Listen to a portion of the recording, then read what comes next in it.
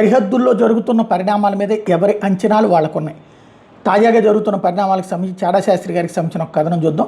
ఈ తరలింపు మీద నేపాల్ డిఫెన్స్ ఎక్స్పర్ట్ ఒక ఆసక్తికరమైన వ్యాఖ్య చేశాడు. అది ఏంటంటే, ఈ తరలింపులో ఇప్పటివరకు F-16లు, M108 హోవిట్జర్లు, పాత టైప్ 59 ట్యాంకులు, అల్జర్రార్ ట్యాంకులు వంటివే కనిపిస్తున్నాయి. కానీ పాక్ నుండి కొన్న ఆధునిక సామాగ్రి అయినటువంటి చైనా నుండి కొన్న ఆధునిక సామాగ్రి అయిన J-10 fighters, JF-17 fighters, VT-4 tankers, A-100E MLRS కనిపించడం లేదు.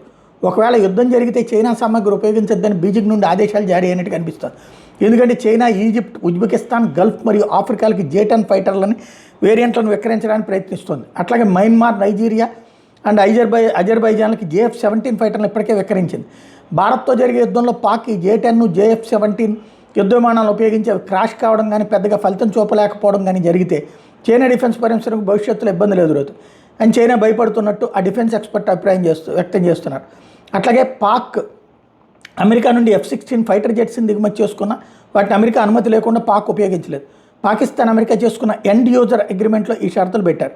పాక్ వీటిని ఉల్లంఘిస్తే F-16లో ఉపయోగించి మిస్సైల్ సరఫరా ఆపివేయడం, స్పేర్స్ ఆపివేయడం వంటి చర్యలు అమెరికా తీసుకుంటుందని ఆ నిపుణుడు అభిప్రాయపడ్డాడు. భారత్ డిఫెన్స్ విశ్లేషకుల ప్రకారం భారత్ పాక్పై వెంటనే దాడి చేయదు. భారత హెచ్చరికల ధర్మిలా పాక్ తన బలగాలను, యుద్ధ సామాగ్రిని ఎక్కడెక్కడ మోహరించిందో చూసుకుని దానికి తగ్గట్టుగా ఇక్కడ ఏర్పాట్లు చేసుకున్న తర్వాతనే భారత్ దాడి చేస్తుంది. భారత్ ఏ క్షణంలో దాడి చేస్తుందో అనే టెన్షన్తో పాక్ పాలకులు, మిలిటరీ వర్గాలు కొన్ని రోజులు ఊపిరి బిగబట్టుకుని చూడాల్సిన పరిస్థితులు అయితే భారత్ కల్పించిందని చెప్తున్నారు.